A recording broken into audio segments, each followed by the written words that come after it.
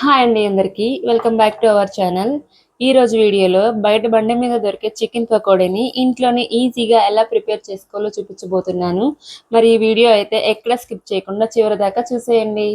నేనైతే ఒక 250 గ్రామ్స్ వరకు బోన్లెస్ చికెన్ అయితే తీసుకున్నానండి. దీన్ని ఇలా నీట్గా వాష్ చేసి ఇలా చిన్న చిన్న పీసెస్లో అయితే కట్ చేసుకున్నాను. ఇప్పుడు ఈ చికెన్ అయితే మనం మ్యారినేట్ చేసేసుకుందామండి. దీంట్లోనే టేస్ట్కి సరిపడా సాల్ట్, అలానే 1 టీ స్పూన్ కారం. మీరు ఇంకా కారం కావాలంటే ఎక్కువ యాడ్ చేసుకోవచ్చండి.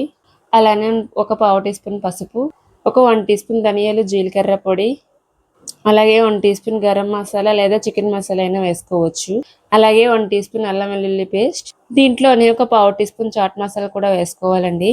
చాట్ మసాలా అనేది మీ ఇష్టం, మీకు నచ్చితే వేసుకోవచ్చు, లేదంటే స్కిప్ చేసేయచ్చు. అలానే దీంట్లో 1 టీ స్పూన్ బియ్యం పిండిని కూడా యాడ్ చేసుకోవాలండి. అలానే దీంట్లో ఒక 2 స్పూన్ల కార్న్ ఫ్లోర్ని కూడా యాడ్ చేసుకోవాలండి. దీంట్లోనే కొద్దిగా కరివేపాకు, కొంచెం కొత్తిమీర కూడా వేసుకోవాలి. అలానే దీంట్లోనే ఇలా పొడుగ్గా కట్ చేసుకున్న 3 పచ్చిమిర్చి ముక్కలను కూడా వేసుకుందాం. ఇలా అన్నీ వేసుకున్నాక దీన్ని అంతటిని అయితే ఇలా కలిపేసుకోండి ఒకసారి మొత్తం. ఇలా మసాలా అంతా పట్టేలా అయితే ఇలా కలుపుకోవాలండి. అలానే దీంట్లో కొంచెం ఆయిల్ కూడా వేసుకోండి. ఇలా ఆయిల్ కూడా వేసుకున్నాక మొత్తం ఇలా కలిపేసుకోండి. ఇలా కలుపుకున్న చికెన్ అయితే ఒక అరగంట పాటు అయితే పక్కన పెట్టేసుకోండి. నేనైతే స్టవ్ ఆన్ చేసుకొని ఒక కళాయిలో డీప్ ఫ్రైకి సరిపడా ఆయిల్ని అయితే వేసుకున్నానండి. ఈ ఆయిల్ అయితే బాగా హీట్ అవ్వాలి. ఆయిల్ అయితే బాగా హీట్ అయ్యిందండి. దీంట్లోనే మనం ముందుగా మ్యారినేట్ చేసి పెట్టుకున్న చికెన్ని కూడా ఒక్కొక్కటిగా ఇలా వేసుకుందాం.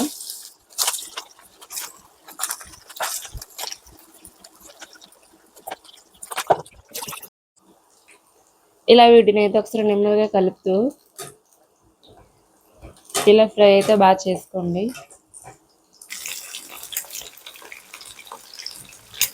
చూసారు కదండి, చికెన్ అయితే ఇలా ఒకవైపు అయితే బాగా ఫ్రై అయ్యింది. ఇప్పుడు దీన్ని అయితే రివర్స్ చేసుకోవాలి.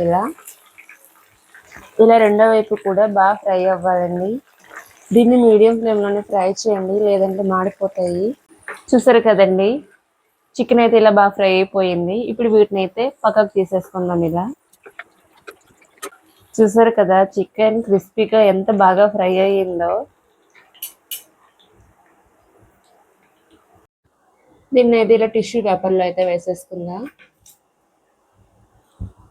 ఇలా మిగిలిన చికెన్ని కూడా ఇలా వేసుకొని ఫ్రై చేసుకోండి.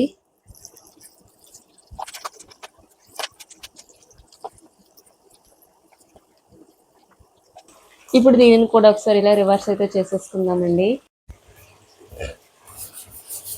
చూసారు కదండి, ఈ కూడా ఇలా ఫ్రై అయిపోయి ఇప్పుడు వీటిని కూడా అయితే మనం తీసేసుకుందాం. ఇలా ఆయిల్ని అయితే ఇలా వడగట్టుకొని తీసుకోండి.